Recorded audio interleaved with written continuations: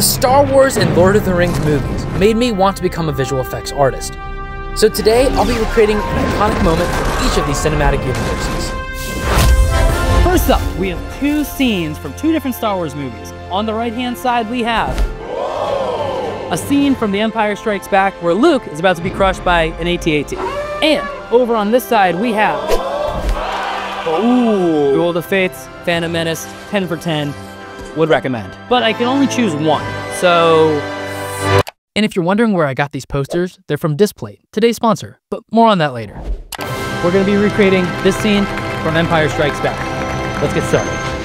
For this video, we're gonna need Luke's outfit, an AT-AT, and a snow speeder. Now, the latter two will probably be CG models, but my outfit will be real. I'm gonna have Austin and Nate work on that while I get the CG models. Good luck, guys. So I texted my brother, who has a bunch of helmets, to see if he had this Rebel pilot helmet. And while he didn't have this exact helmet, he did have a lot of options.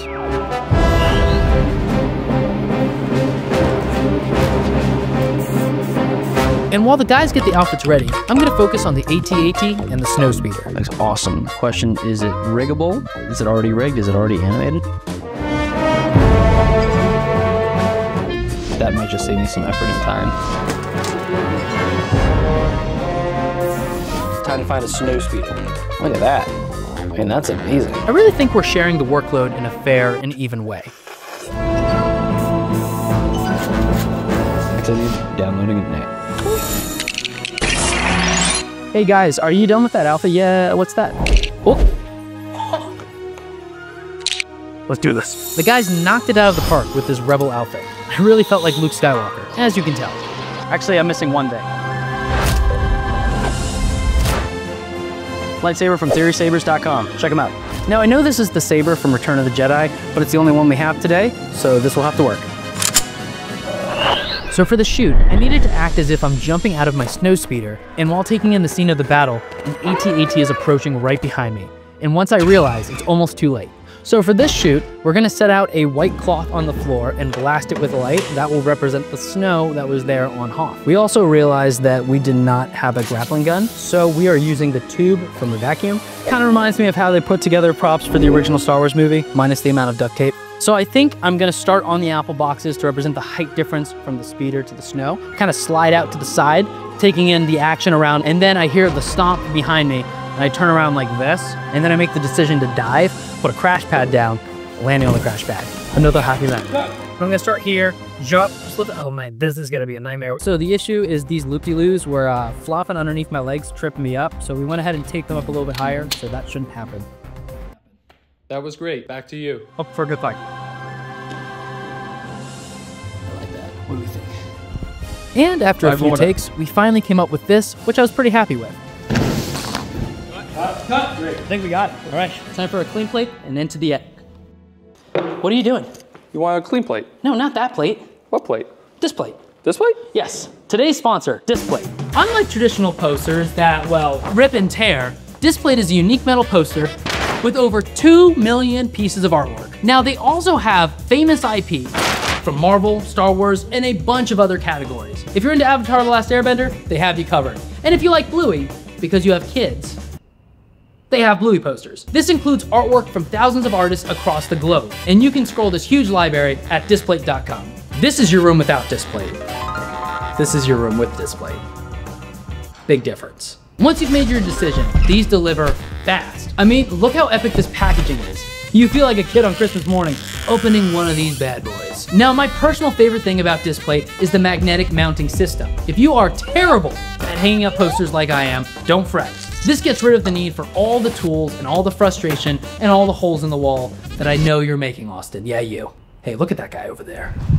Yeah, you, Austin. And if you ever get bored of the current Displate, all you have to do is remove it and slap a new one up there. They also offer texture on a vast collection of their artwork. We're talking tactile textures, 3D contours, and matte or gloss finishes. And exclusively for fans of my channel, you can use this code for this discount on your next purchase. Speaking of which, my Displates are here. Thanks to Displate for sponsoring this video.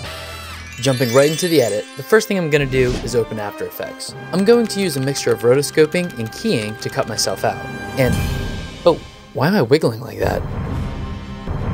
Anyway, Now I'm going to hop over to Blender, and pulling up the models that I found earlier on Sketchfab, I'm going to set up the general composition of the scene.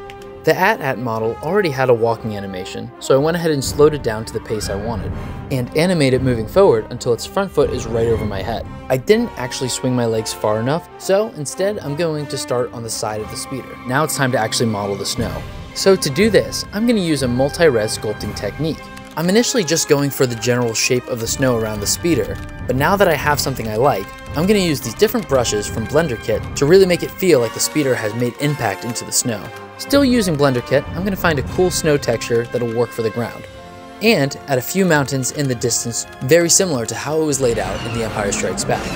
I'm now simply going to duplicate the AT-AT and move it into the background as well. Now it's time to tackle my feet and the AT-AT's feet sliding through the snow. I'm going to use dynamic paint with the snow set as the canvas and all the feet in the scene set to the brush. At this point, the sky is feeling a little bit empty, so I'm going to animate 2 speeders and 1 tie along a curve using a follow path modifier, resulting in this. Now I'm going to set up a lattice and use soft body physics. Now I just have to parent the speeder to this using the lattice deform, and check that out. And I'm going to add a few warm flickering lights around the speeder so I can composite fire in later. I'm going to render this out now and finish the compositing in After Effects. I'm going to add some fire and smoke elements from Production Crate to the speeder, and a few more assets of fog, smoke, sparks around the AT-AT foot, laser fire, and finally some camera shake. And now I tie it all together with some grain and a color grade, and here is the result.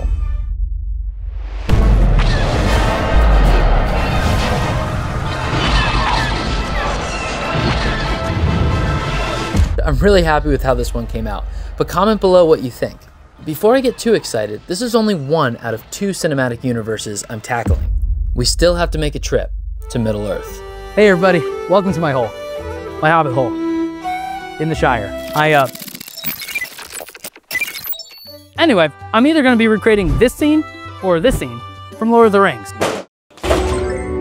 Ooh, the Fellowship. 5, 6, 7, 8, 9. The entire Fellowship in front of Mount Doom. This is not accurate to the book or the movie whatsoever. This never happened. Fool of a took. We have Gandalf versus the Balrog, which might be one of the most iconic moments from Fellowship of the Ring. I think this is a no-brainer. That settles it. We're gonna make this shot.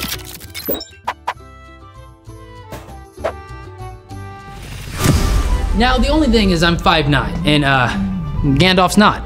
So I'm gonna have Austin play the role. Hey, don't forget your outfit. You're not actually wearing a hat here, so. Since this will be a moving shot, we're gonna need track markers on the wall soon. We're also gonna use the leaf blower. Figure it would look really cool if like his garment is rustling.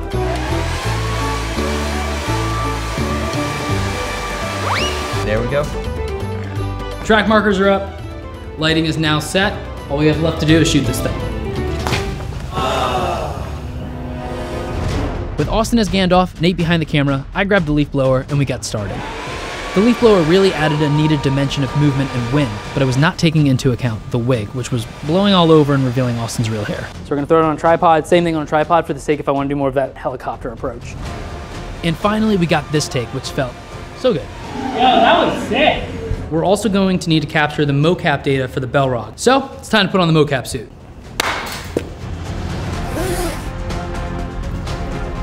Now, you have to place every sensor, so it does take a minute to get set up. But once we were ready, I went ahead and did my best Balrog impression. I'm a Balrog. Think Balrog thoughts. As we're shooting this, I'm feeling ridiculous, but I know it's gonna work out in post, or at least I hope it does. I know the smell and taste of dwarf.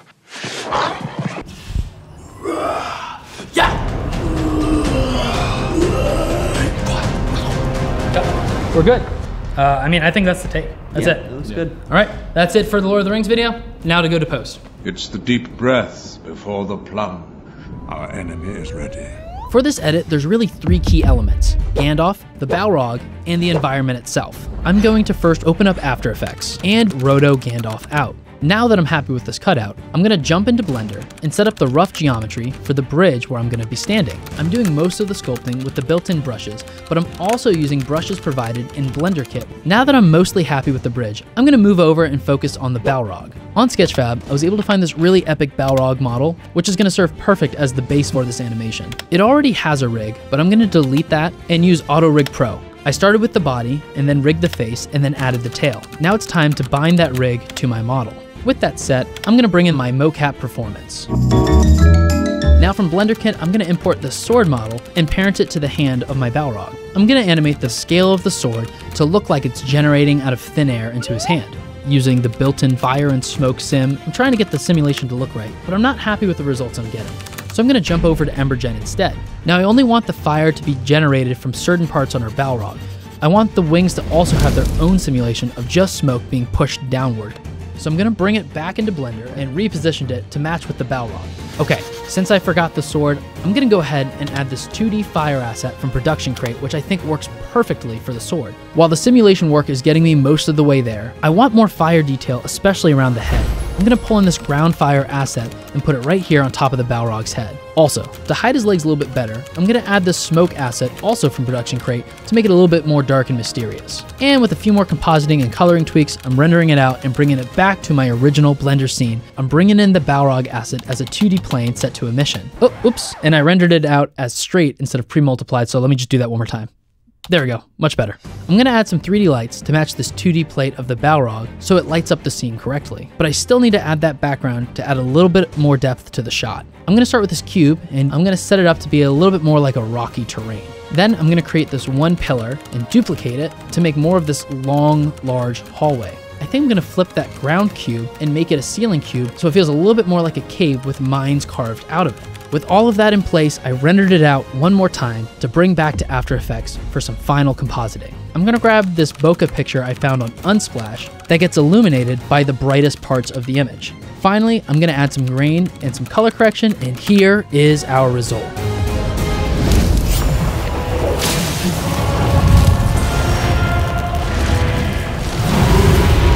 Now here are those two videos back to back.